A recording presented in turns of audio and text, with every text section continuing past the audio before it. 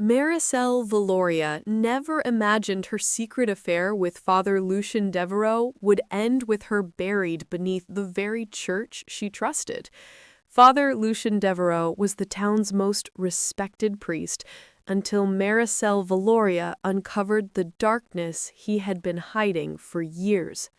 Maricel Villoria walked into St. Ardon Parish seeking peace, but Father Lucian Devereux turned her faith into a deadly trap.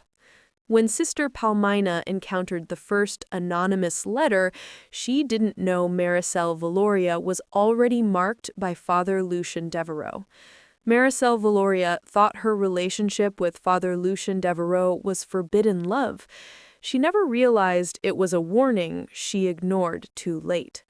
Father Lucian Devereux built his reputation on holiness, but Maricel Villoria's disappearance revealed the monster behind the priest's collar. Sister Palmina believed St. Ardon Parish was a safe haven, until Father Lucian Devereux and Maricel Villoria proved how wrong she was. Maricel Villoria trusted Father Lucian Devereux with her soul, unaware he was already preparing the place where her life would end. In the quiet coastal town of San Erasmo, life moved at a slow, predictable pace.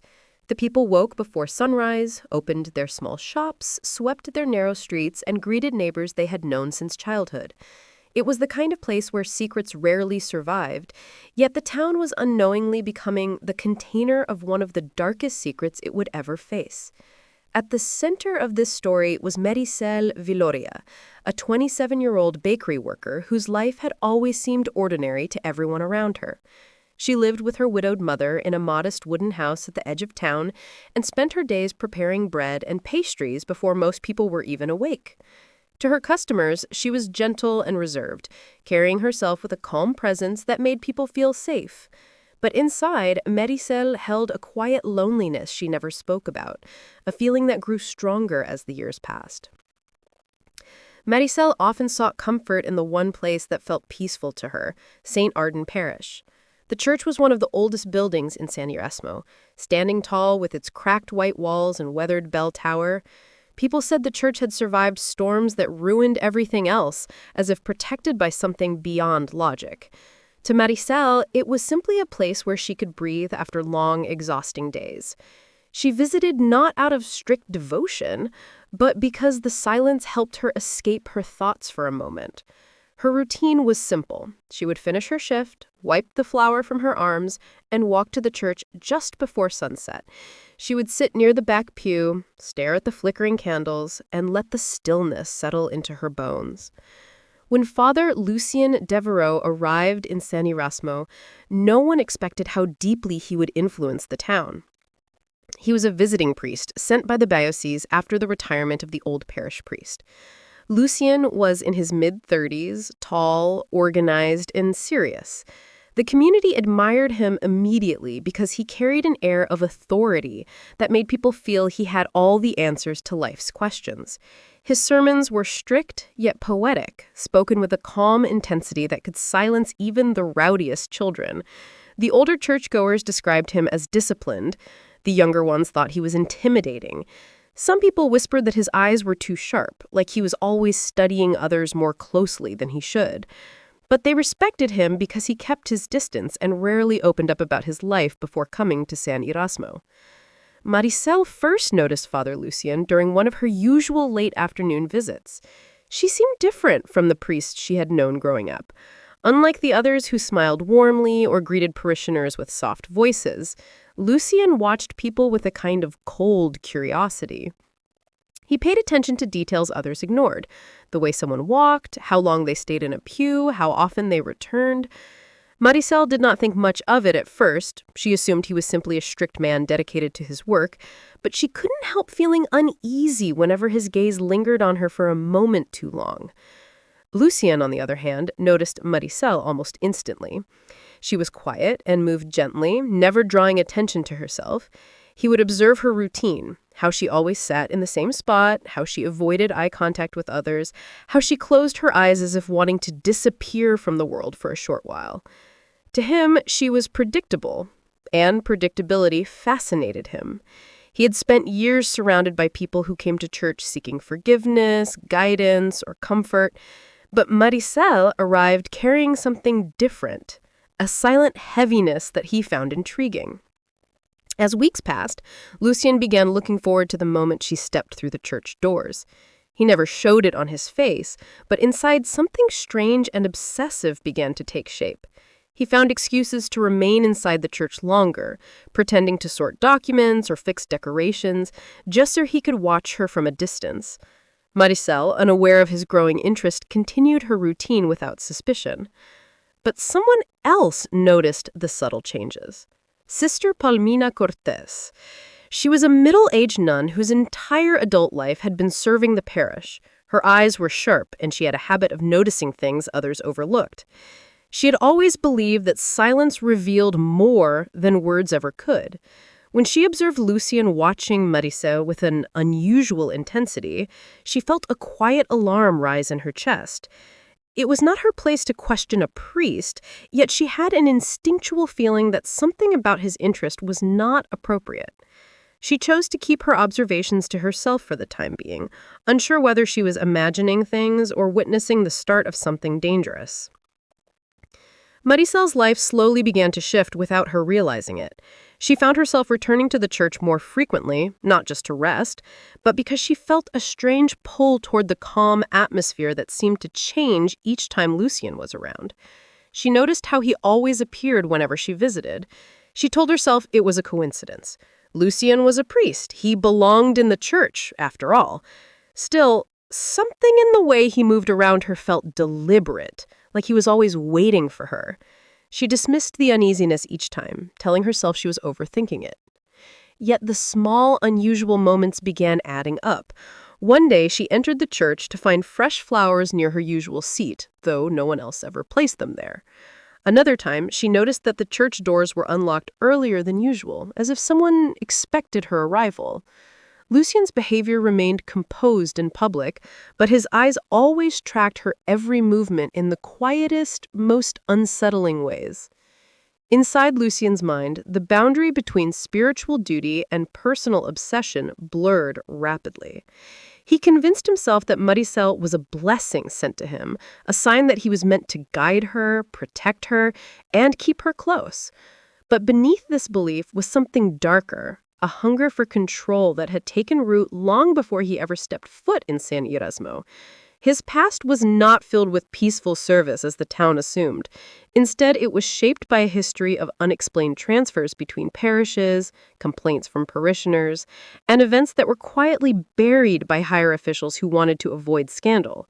Lucian carried these secrets with him like shadows that followed him everywhere. Sister Palmina sensed the shadows before she ever knew their source.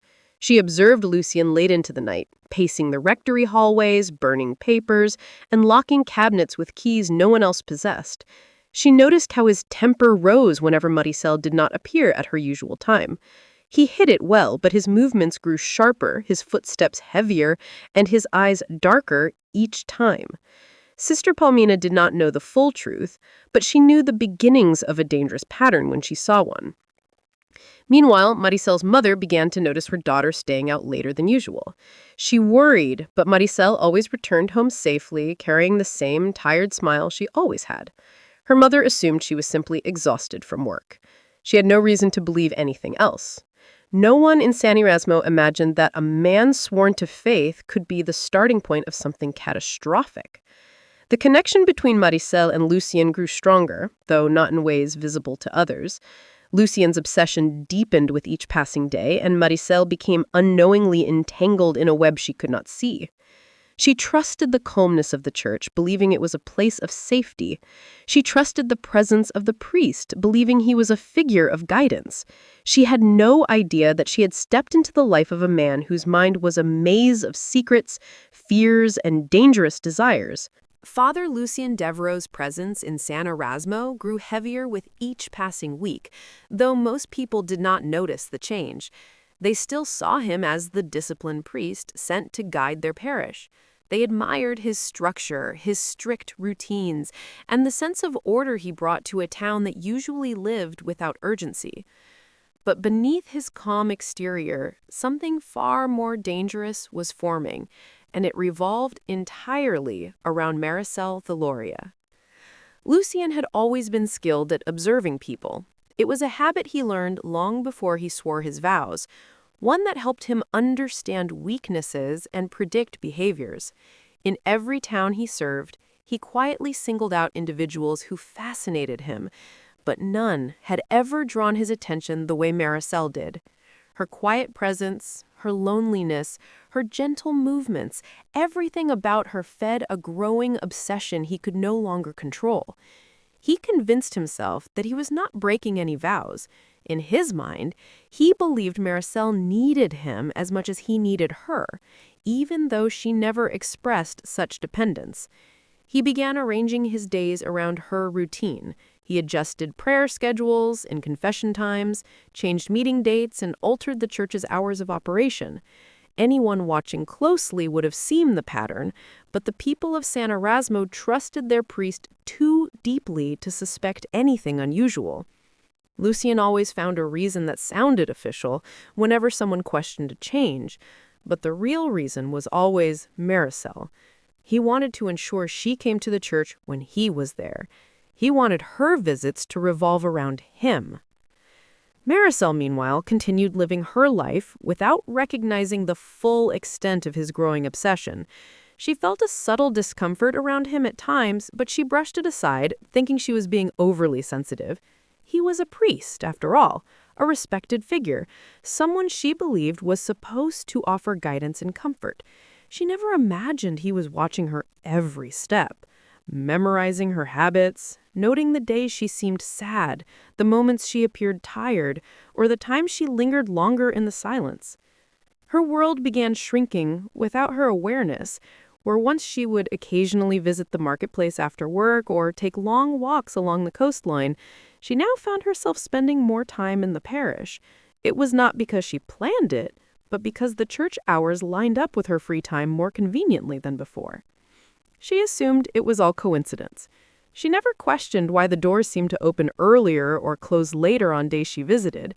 She never noticed that Lucian appeared at the exact time she entered, as if he had predicted her arrival to the second. Sister Palmina Cortez saw everything. She moved through the church quietly, often unnoticed by most people, but nothing escaped her attention. For years she had watched priests come and go, each with their own temperament and habits. She had learned to recognize when someone carried darkness behind a pious front. Lucian troubled her more than any priest she had ever encountered. She observed the subtle shift in his posture whenever Maricel walked by.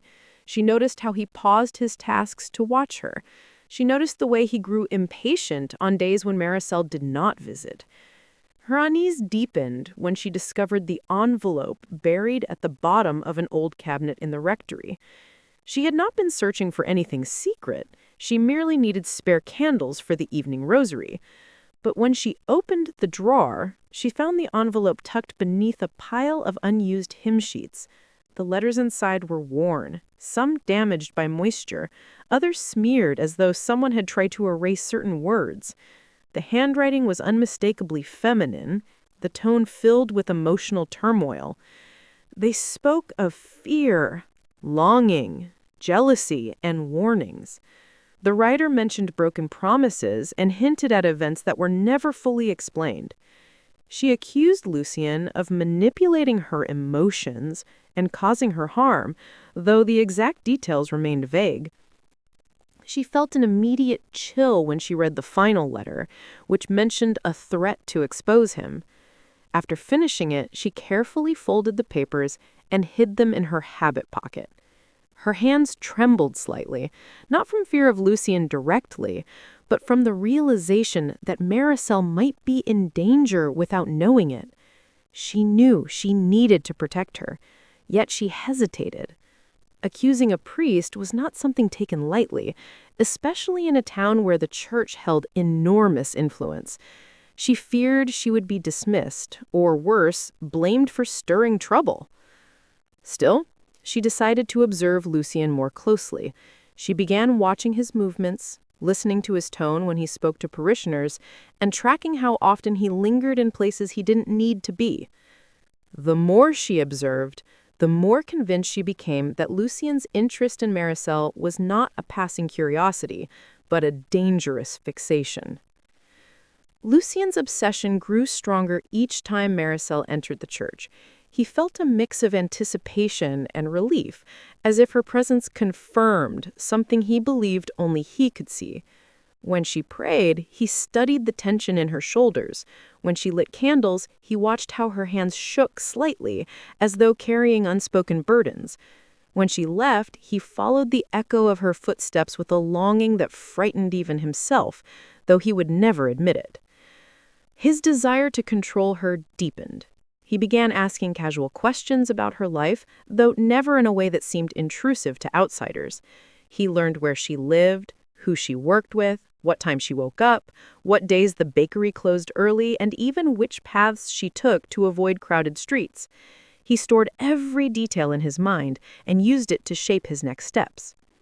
When Maricel spoke to anyone else in the parish, even briefly, something sharp twisted inside him. He felt it as a form of betrayal, though she had done nothing wrong. His mind built a story in which he alone understood her. He alone cared for her. He alone deserved her trust. The idea that someone else might be important to her filled him with anger he struggled to hide. On certain days, his control slipped.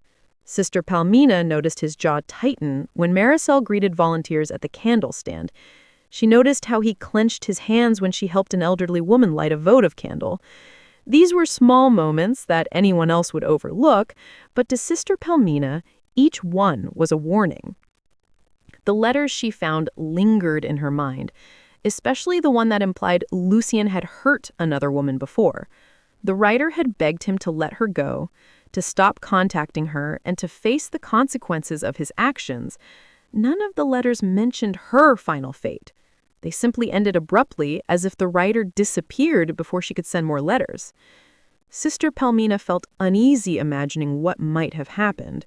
She feared history was repeating itself. Maricel began noticing Lucian in places she did not expect. Once, she saw him standing near the path that led to her workplace. Another time, she noticed him walking behind her after sunset, though she told herself it was coincidence, since the church was nearby.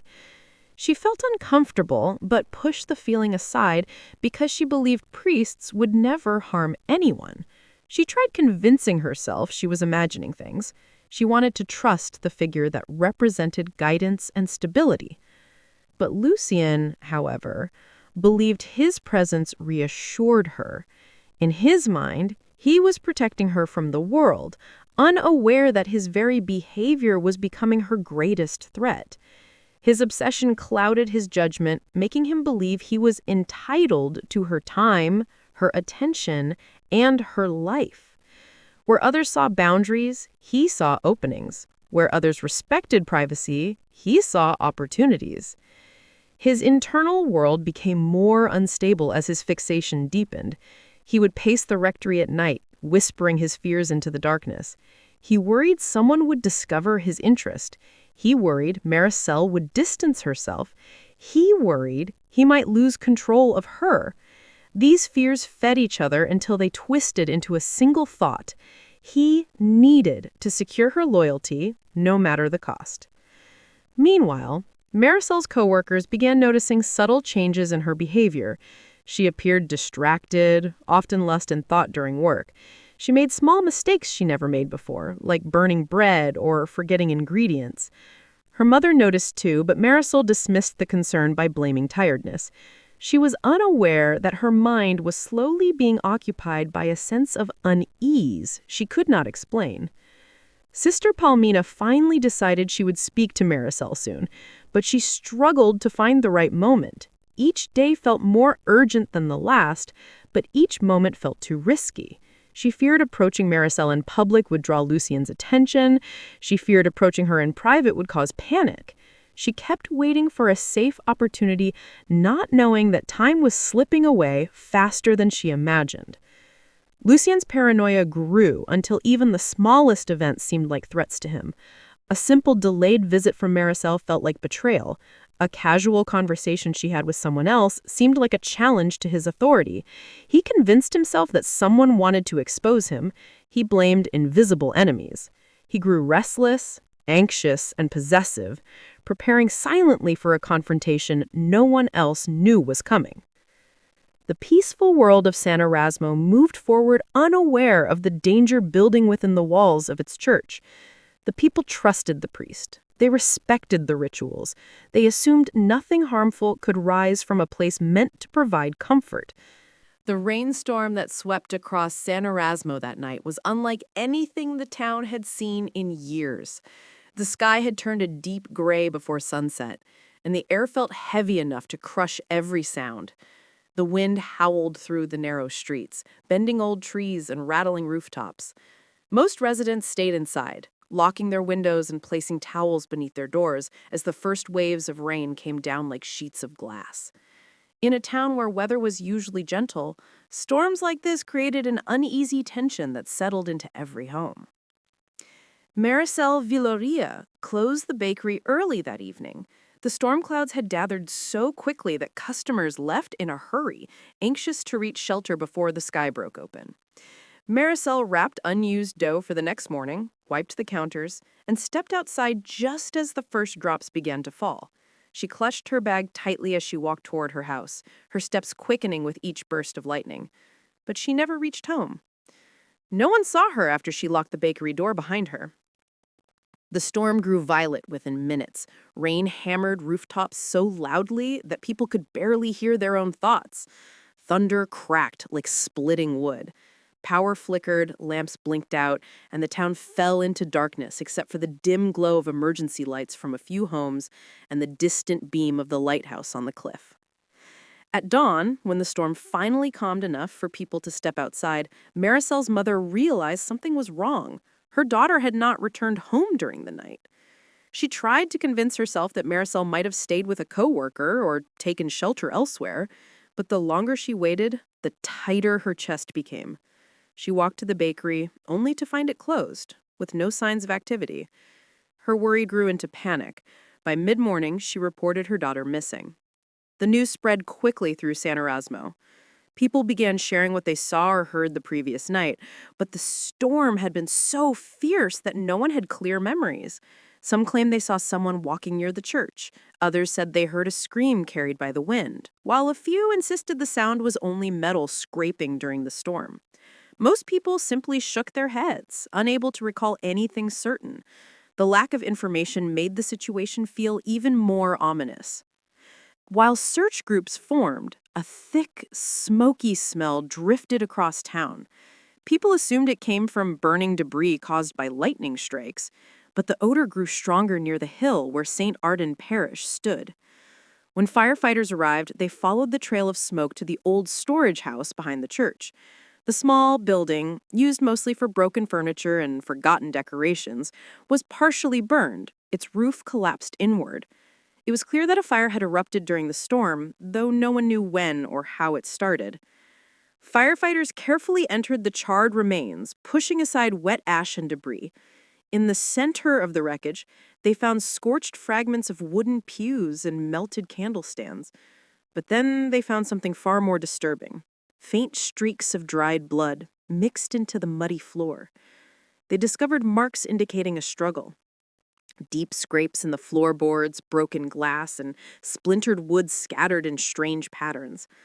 Among the debris, a small object caught the light, a silver necklace with a delicate pendant. It belonged to Maricel.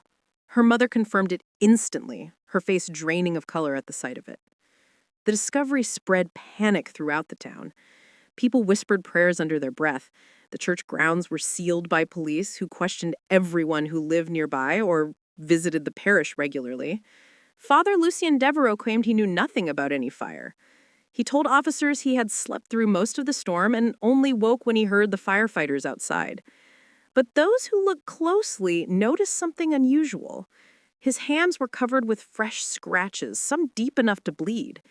He explained them as injuries from clearing debris after the storm, but the story felt thin to the investigators. Lucian's normally calm presence shifted subtly. There was a tension in his movements, a stiffness not seen in him before. He kept his distance from the scene, answering questions with clipped responses. The storm had not only damaged the church property, it had shaken Lucian's carefully constructed image. Sister Palmina Cortez stepped forward before investigators even approached her. She could no longer hold back what she had discovered earlier, the letters hidden in the rectory cabinet.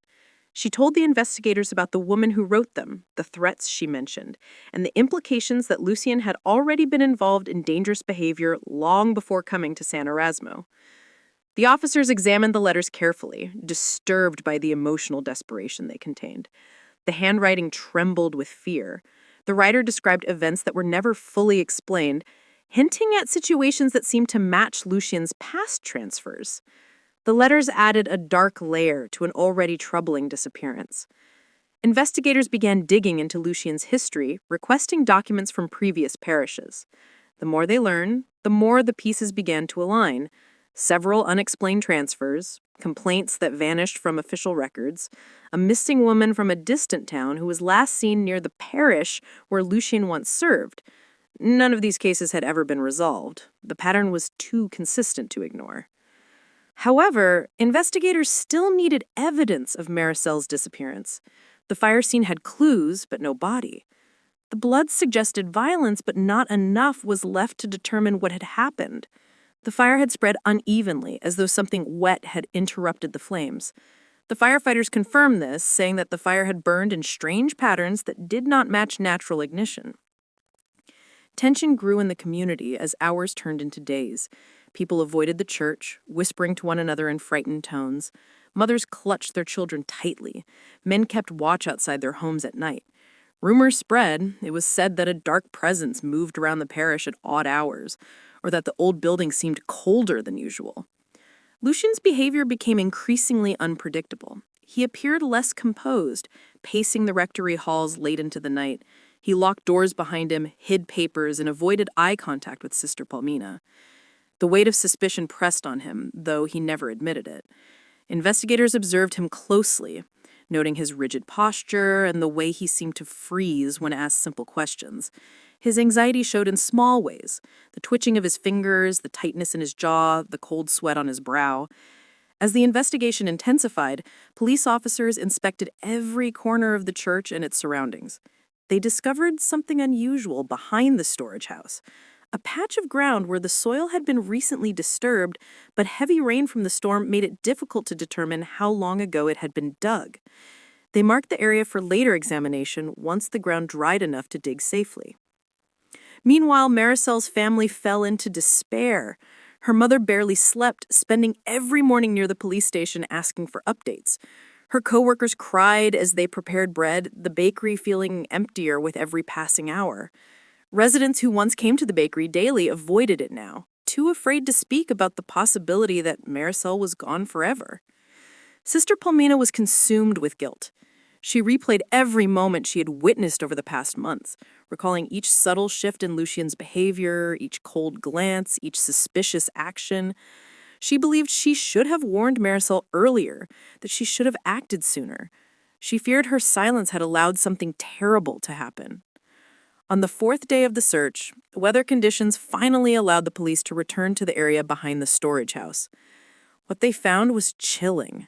Beneath the soft, unstable soil, they uncovered fragments of burned fabric, the remnants of a belt, and traces of blood. The items were partially destroyed by the storm, but clearly linked to the struggle inside the storage house. The possibility of a burial site became more likely, though no body was found in the initial dig. Investigators expanded the search radius, believing that whoever was responsible might have moved the body before or after the fire.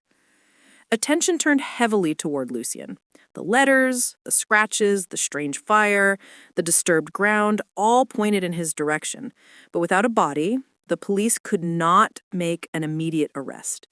They kept him under constant observation instead, monitoring his movements and waiting for him to make a mistake. Lucian grew increasingly paranoid. His carefully crafted mask began to crack. He felt the walls closing in on him. The investigators' questions haunted him. The letter Sister Palmina had revealed angered him more than he showed. He knew the situation was slipping out of his control. The storm that had provided cover for his actions had also left behind evidence he had not expected. As investigators worked day and night, the town of San Erasmo held its breath, waiting for answers. The peaceful rhythm of their daily lives had been disrupted by fear, suspicion, and a sense that something terrible had taken root in the heart of their parish. In the coming days, the truth would begin to unravel, revealing a darkness far worse than the storm that had shaken their town. The investigation into Maricel Villoria's disappearance reached a breaking point when officers uncovered the sealed room beneath St. Ardon Parish. The discovery was unexpected. It began when a group of investigators noticed a faint draft coming from a narrow crack behind the sacristy wall. The crack was nearly invisible, hidden behind a tall cabinet filled with old hymn books. When they moved the cabinet aside, they found marks on the floor suggesting it had been pushed there recently, as though someone wanted to hide something. The wall behind it sounded hollow when tapped. That alone raised immediate suspicion. A small team worked carefully to remove part of the wall, revealing an old wooden door reinforced with rusted metal bars. The door was locked with a heavy padlock that looked newer than everything around it. It was clear that someone had been accessing the room, even though the space itself appeared ancient. The structure was older than the main church, likely dating back to the colonial era when underground rooms were built for storage, protection, or rituals now long forgotten. Once they broke the lock and pushed the door open, a thick smell rose from inside. It was a mixture of damp stone, extinguished candle wax, and something far more disturbing. Something metallic and stale. The air felt heavy, and the dim beam of flashlights shook slightly in the investigators' hands as they stepped inside. The hidden room was cold and low, its walls made of darkened stone that absorbed all light. At the center stood a makeshift altar built from stacked stones and covered with burned-out candles. Melted wax had hardened on the floor in uneven pools. Dozens of candle stubs were scattered across the ground as though used too often to count. The space felt untouched by sunlight, its isolation amplifying every sound their footsteps made. A small wooden table sat near the far wall. On it, the investigators found a leather-bound journal. The pages were worn, the ink uneven, and the handwriting belonged unmistakably to Father Lucian Devereux. The entries inside were filled with obsessive ramblings about temptation, sin, and purification. The writing shifted from calm reflections to frantic lines suggesting a mind that had been unraveling for months, or perhaps years. The journal spoke of women who had entered Lucian's life and how he believed they led him into spiritual danger. He wrote that he was meant to cleanse himself by controlling them, guiding them, and ultimately removing what he described as the root of corruption. The entries grew darker as the pages turned, filled with violent imagery and justifications he created for himself. He wrote about fear of exposure, about people who had threatened to reveal his actions, and about his belief that they forced him into taking extreme measures. He never mentioned names outright, but investigators recognized patterns similar to the letters Sister Palmina had found earlier. Near the center of the room, the most chilling discovery waited. The soil beneath the altar showed signs of recent disturbance. The mound was uneven, its edges too sharp to be natural. Tools leaned nearby, a shovel, a rusted pick, and a length of cloth stained with dark patches. The investigators exchanged heavy glances, knowing what they were likely to find. The silence in the room grew thicker as they began digging. They moved the soil slowly, inch by inch, brushing aside the damp earth. After several minutes, the first piece of fabric emerged. It was part of a vestment, the kind priests wore during ceremonies. Wrapped inside it was a human form. The officers worked carefully, removing soil from around the body until they could lift it out. When they laid it gently onto a clear tarp, the truth could no longer be ignored. The body was Maricel. Her skin was pale, her hair matted with dirt, her arms bruised from blunt force wounds. A deep injury along the side of her head revealed the likely cause of death. Her eyes were closed, but the expression on her face suggested fear in her final moments. The investigators stood in heavy silence, each of them absorbing the reality that the missing woman they had searched for had been buried only meters from where the town came to pray. News of the discovery spread quickly, and fear rippled through every corner of San Erasmo. People gathered outside the church, whispering prayers and covering their faces. They struggled to accept that the same priest who had led their ceremonies, their weddings, their confessions, had been hiding something monstrous beneath their parish. Many cried openly, unable to reconcile the man they trusted with the horror uncovered underground. Lucian, unaware that the hidden room had been found, attempted to leave the parish early that morning. He packed a small bag and tried to slip out before sunrise, but the officers watching him intercepted him near the abandoned pier. He offered no resistance, no angry outburst, and no denial. Instead, he showed an eerie calm, as though he expected his escape to fail. He kept his eyes trained on the horizon, refusing to meet anyone's gaze. When he was brought back to face the investigators, he remained silent. They showed him the journal, the tools, the body. He responded with nothing. Not a word, not a tremor. His expression stayed blank, making it impossible to know what he was thinking. His silence felt more chilling than any confession could have been. The church leaders responded swiftly, distancing themselves from Lucian. They insisted they had no knowledge of his past issues, claiming he had passed all evaluations before being assigned to San Erasmo. Yet their explanations offered little comfort to the people. The trust they once had in their religious leaders had been shattered, replaced by suspicion and anger. Many wondered how many warnings were overlooked and how many other victims had suffered in silence. Sister Palmina spent the days after the discovery in deep contemplation. She felt guilt heavy on her heart, believing she could have prevented Maricel's death if she had spoken sooner. She replayed every sign she had seen: the way Lucian watched Maricel, the tension in his movements, the strange isolation he kept, the letters she found that hinted at a dangerous past. She felt responsible for not pushing harder, not seeking outside help, not confronting Lucian directly. She carried the burden quietly, though others reminded her she was not at fault. Still, the weight remained with her. The investigators expanded their search. They reviewed Lucian's past assignments, contacted other parishes, and looked into unsolved disappearances from regions where he had previously worked. Patterns began emerging, each connected by subtle clues. A missing woman in one town, a suspicious fire in another, a sudden transfer in the third. None of these incidents had been linked before. The more they uncovered, the clearer it became that Lucian had built a trail of suffering across multiple communities, hidden behind his role as a priest. Maricel's funeral brought the entire town together. Her family, broken by grief, clung to each other as people filled the small chapel. Many brought flowers, prayers, and silent apologies for not protecting her. The atmosphere was heavy with regret and sorrow. After the burial, her mother placed a small framed photograph at the memorial near the church gates. She visited every morning, often sitting silently for hours. Lucian's trial was set, and the evidence was overwhelming. The journal alone revealed his intentions and the distorted beliefs that had driven him to violence. Forensic evidence from the underground room connected him directly to Maricel's death. Yet he still refused to speak. Throughout the entire process, he remained locked in an unbreakable silence, as though he believed speaking would give power to those who judged him. His silence became one of the most unsettling parts of the case. The town tried to move forward, but fear lingered. The church, once a place of comfort, now carried a shadow. Some people avoided it altogether. Others entered only with hesitation.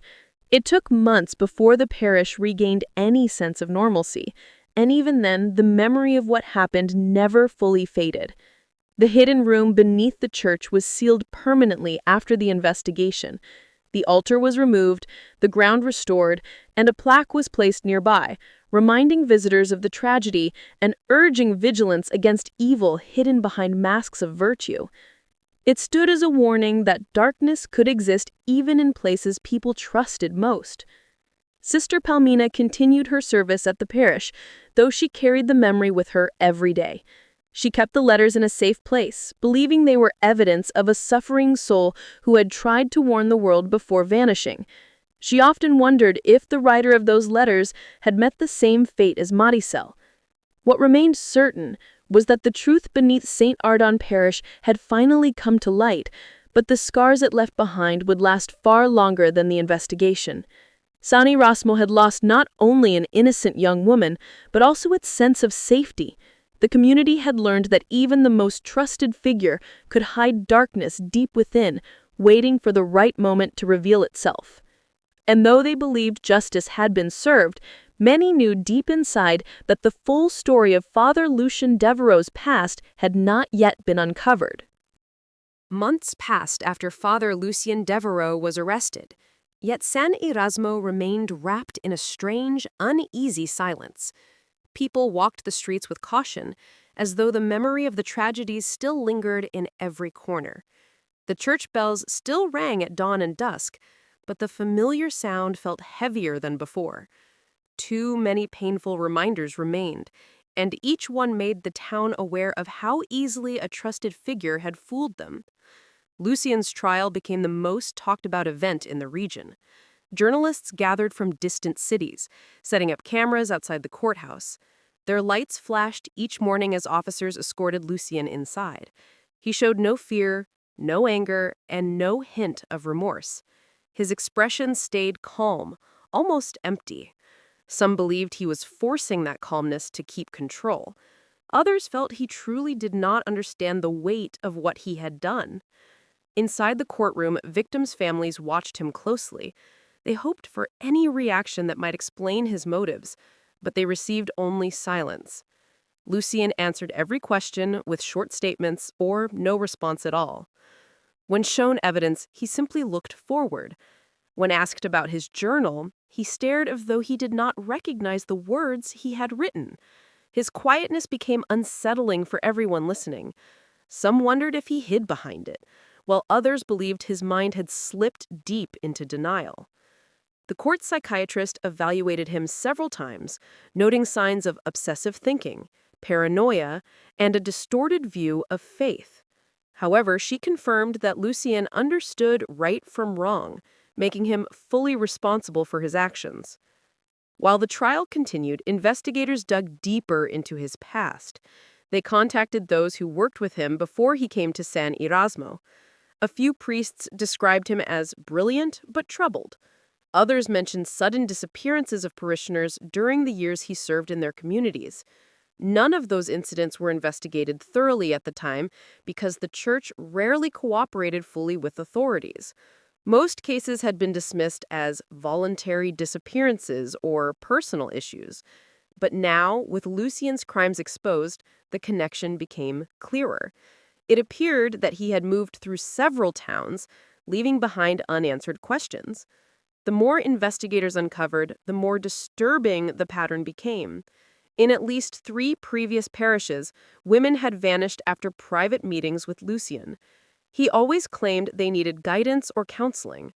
When they went missing, he explained they had run away or returned to their families. No one suspected him then because he maintained a gentle public appearance and avoided drawing attention. But now everything suggested that his violent behavior began long before Maricel's death. The town felt waves of anger as these discoveries surfaced. People gathered in small groups, discussing all the signs they had missed. They wondered if they could have prevented everything by speaking up sooner. Some blamed themselves for trusting him. Others blamed the institution that assigned him to their church without revealing his past problems. The mayor called several town meetings where residents expressed their frustration. Many demanded stricter monitoring of clergy members, insisting that the safety of their community should never be compromised again. Maricel's family attended each day of the trial. Her mother often held her daughter's photograph against her chest, sitting quietly while listening to every detail. Her father remained strong, but his grief was visible in the deep lines on his face. They watched the man who destroyed their lives and felt both anger and confusion. They sought answers, but Lucian's silence made it impossible to understand what drove him to target their daughter. They hoped the closing arguments would bring clarity, but the truth remained trapped inside Lucian's mind. During the final week of the trial, the prosecution presented a new piece of evidence found in Lucian's old records. It was a transfer notice from his assignment before San Erasmo. The document stated that he had been moved due to behavioral concerns and unresolved issues regarding inappropriate emotional involvement with parishioners. It was the closest thing to an official acknowledgement of his troubling actions, yet the letter had been kept hidden for years. The revelation angered the courtroom. It proved that those in charge had long known he was dangerous, but still allowed him to continue working with vulnerable people. When the verdict was finally announced, the courtroom was filled to capacity. Lucian sat with the same emotionless expression he had worn since his arrest. The judge declared him guilty on all charges: murder, concealment of a body, falsification of church documents, and multiple counts of psychological abuse toward parishioners. He was sentenced to life imprisonment with no chance of parole. The sound of the gavel echoed across the room, marking the end of the long, painful case. Lucian showed no reaction. He stood calmly as officers escorted him away. Some people thought he had accepted his fate. Others believed he was simply retreating deeper into whatever dark world his mind had created. As he walked out, Maricel's mother whispered a small prayer for her daughter, knowing the man responsible would never harm another woman again. With the trial over, the town tried to rebuild its sense of peace. The church underwent several changes. New leadership arrived, determined to restore trust. The underground chamber beneath the sacristy was permanently sealed. The parish community held a cleansing ceremony to bless the grounds and remind people that the darkness associated with Lucian did not represent their entire faith. Still, many struggled to return. The building no longer felt safe to them. Sister Palmina worked closely with the new leadership. She continued her duties, but with a deeper sense of responsibility. She attended counseling sessions to cope with the trauma and encouraged others to speak openly about their fears. Over time, she became a source of strength for many. Her calm presence reassured parish members who felt lost. She had seen the worst of what a person could hide behind a religious image, and she promised herself never to ignore warning signs again. The letters from the mysterious woman who left them behind remained secured in a locked drawer.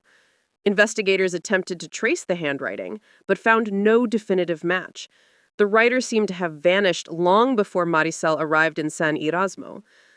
Although no one could confirm her identity, many believed she was one of Lucian's earlier victims. The letters became a haunting reminder that Maricel was not the first person he targeted. They were studied and archived as part of the official case file, preserved in hopes that someday the woman's identity could be uncovered. As the months turned into a year, the town gradually regained a sense of normal life. Children played in the plaza again, markets reopened with lively crowds, and the sound of social activity returned to the streets. But the wounds left behind were still visible. Families remained cautious. Women became more aware of the dangers of trusting authority figures blindly. Schools hosted lectures about recognizing signs of manipulation and abuse, and local leaders emphasized the importance of protecting community members and speaking up when something felt wrong. Maricel's family kept her memory alive through a scholarship fund in her name. Each year, a deserving student received support to pursue education in fields related to social work or psychology. The family believed helping others would honor Maricel's kindness, dreams, and resilience. They attended each award ceremony, telling the recipients about their daughter's kindness, dreams, and resilience. Through these moments, they found healing. Father Lucian, meanwhile, remained in a maximum security prison. He spent most of his time in isolation due to safety concerns. Some inmates were religious and viewed him as a disgrace, while others simply saw an opportunity to target someone notorious. Prison records described him as quiet and cooperative, rarely interacting with anyone. He spent long hours writing, though the contents of his new journals were never shared publicly. Authorities reviewed them, but kept the information sealed, citing psychological concerns and privacy laws. Despite his silence, psychologists noted a gradual shift in his behavior. His belief system appeared to grow even more extreme, as though isolation deepened the distortions that drove him to commit his crimes. Years later, the story of San Erasmo became a documentary, warning viewers about dangers hidden behind trusted roles. The film highlighted the importance of speaking up when something feels wrong and emphasized how communities can protect one another. Through the documentary, Maricel's story reached people around the world, reminding them that even the quietest signs of danger must not be ignored. San Erasmo eventually rebuilt its peace, but it never forgot the tragedy that changed everything. The town learned that safety requires awareness, courage, and the willingness to confront uncomfortable truths. Maricel's memory lived on in every person who whispered her name during prayer, in every student supported by her scholarship, and in every individual who became more cautious because of what happened. The story of her life and the darkness that took it became a lesson for generations, proving that even in places believed to be safe, danger can hide in plain sight. But through unity and resilience, communities can rise above tragedy, ensuring that no one is forgotten and no evil remains hidden forever. The years following Father Lucian Devereux's imprisonment created a strange mixture of healing and lingering fear in San Erasmo. People tried to return to the routines they once enjoyed, but the memory of what happened beneath Ardon Parish stayed with them like a shadow that refused to fade. Even as new generations grew up, the older residents still watched strangers carefully, questioned unusual behavior, and remained protective of one another. It was not paranoia. They simply refused to let darkness go unnoticed again. Despite their efforts to move forward, the case found its way back into public attention when unusual developments began surfacing one by one. Everything began with a letter delivered anonymously to the local police station. The envelope contained no name, no address, and no fingerprints. Inside was a single page torn from a notebook. The message was short and written in shaky handwriting. It stated that the story surrounding Father Lucian was incomplete, and that another truth lies buried where no one has searched.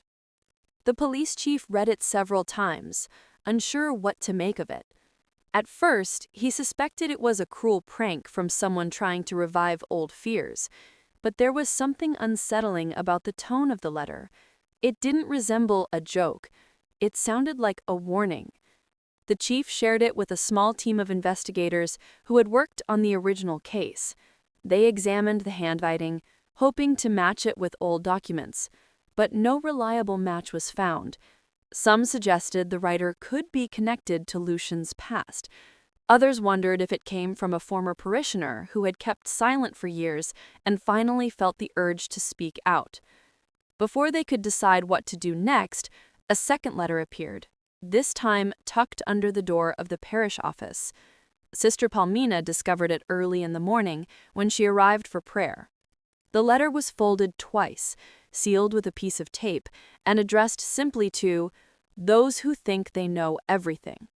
The message inside was longer than the first. It described an abandoned retreat house several towns away, a place Lucian had once visited during his early years as a priest.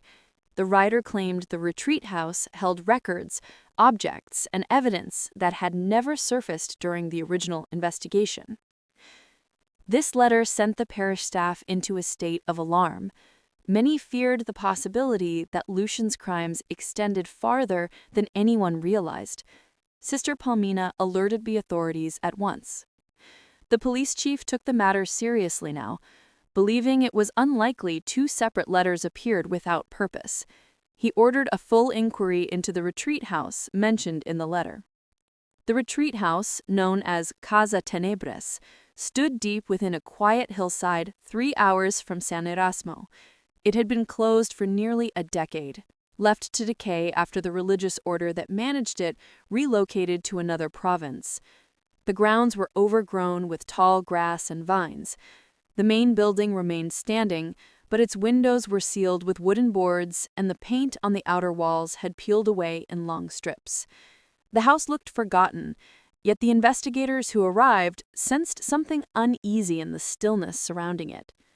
Upon entering, they found old furniture covered with thick layers of dust.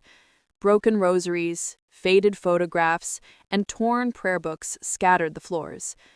Although the place was abandoned, certain rooms showed signs of recent disturbance. Footprints in the dust, moved pieces of furniture, and a small pile of burned papers suggested someone had visited the house not long ago. The investigators followed the traces along the narrow hallway and into a storage room near the back of the building.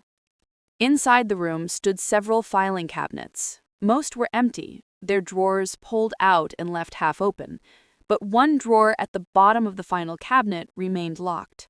The officers forced it open and discovered a stack of old reports, letters, and notes written during Lucian's early training years. They read entries describing concerns about his mental stability. One report mentioned a young woman who had gone missing near the retreat house during a pilgrimage group that Lucian had supervised. Her case had never been solved, and there had been no proof linking Lucian to her disappearance. Until now. Along with the documents, investigators found a small metal box hidden behind the cabinet. Inside were 3 objects: a damaged silver necklace, a broken rosary bead chain, and a folded piece of cloth stained with something dark. Forensic testing later revealed that the stain was human blood. These discoveries shook the investigative team. They realized the warning letters were not fabrications. Someone knew pieces of Lucian's past that had gone undetected. The new findings reignited media interest and forced the national authorities to reopen the investigation. News channels aired segments discussing the possibility of additional victims. Families across the region began revisiting memories of loved ones who had vanished without explanation years earlier. Some wondered if Lucian was responsible. Others feared that the retreat house held more secrets than anyone dared to uncover. The police returned to San Erasmo to question Lucian once more, but as before, he offered nothing. He sat in the interview room, motionless, his face blank, his posture stiff. The interrogators tried various approaches. They presented him with the objects recovered from Casa Tenebres. They pointed out the connection to the missing woman from the pilgrimage. They tried to provoke emotion, hoping for even a subtle reaction, but Lucian remained detached, as though the information had no meaning to him. His silence frustrated investigators, who felt they were chasing shadows without clear answers. Despite Lucian's refusal to cooperate, the evidence spoke loudly. The retreat house documents showed years of concealed concerns, ignored red flags, and quiet transfers. The metal box hinted at a victim whose story might never have surfaced if not for the anonymous letters. The authorities issued public statements acknowledging the likelihood of additional crimes. A task force expanded the investigation, focusing on locations where Lucian had served during his early years. As the inquiry deepened, Sister Palmina struggled with the burden of reopening old wounds. She had spent the years after Maricel's death trying to guide the parish toward healing. Now everything resurfaced, reviving the fears she had worked so hard to calm. She felt exhausted, but also determined to help authorities uncover the truth. She knew hiding from the past would only allow more secrets to remain buried. One afternoon, the police chief visited her to discuss the letters. He believed the writer might be someone within or connected to the church. The level of detail was too precise to come from an outsider. The chief asked if she recognized the handwriting. She examined the letters carefully, but found no familiarity. Still, she sensed something behind the words. The tone felt emotional, driven by guilt or fear. She wondered if the writer had witnessed something long ago and only now found the courage to reveal it. Weeks passed without new letters, and the investigation began to slow. But just when it seemed progress had stalled, a final message arrived. This one was not a letter. Instead, it was a small package delivered to the parish office at dawn. The box contained a journal, old and water-damaged, its pages warped with age. The handwriting inside belonged to Lucian, but the entries were from long before he ever arrived in San Erasmo. The journal described disturbing fantasies, guilt over past actions, and a growing obsession with the idea of removing temptations. It also referenced a name investigators recognized, the woman from the pilgrimage. Lucian wrote about feeling threatened by her knowledge of something he had done during a counseling session at the retreat house. The journal ended abruptly, leaving the rest of the pages blank. This discovery became the missing link authorities needed. It tied Lucian directly to the disappearance of the woman years earlier. With this information, they reopened a case and classified Lucian as the prime suspect. Although he refused to speak, the evidence connected him to yet another tragedy. The identity of the person who delivered the journals remained a mystery. The package had no fingerprints, no cameras captured the delivery. The writer of the earlier warning letters had vanished without leaving a trace. Authorities attempted to track the origin of the handwriting, but no match was found. Some believed the anonymous source was a former church worker. Others thought it might be someone who had known Lucian personally. Whatever the truth, the letters forced the investigation to expand, ensuring more victims' stories were finally brought to light. As the investigation concluded for the second time, San Erasmo accepted that closure would never be complete. Too many answers were missing, too many victims remained unnamed, too many secrets lingered in the shadows of old buildings and forgotten records. Yet the town found strength in facing the truth, no matter how painful it was. Lucian's crimes became part of national history. Documentaries, reports, and studies examined the case as an example of hidden violence and institutional silence. Scholars wrote about the psychological patterns found in his journals. Advocates used the story to push for reforms that would protect vulnerable individuals within religious communities.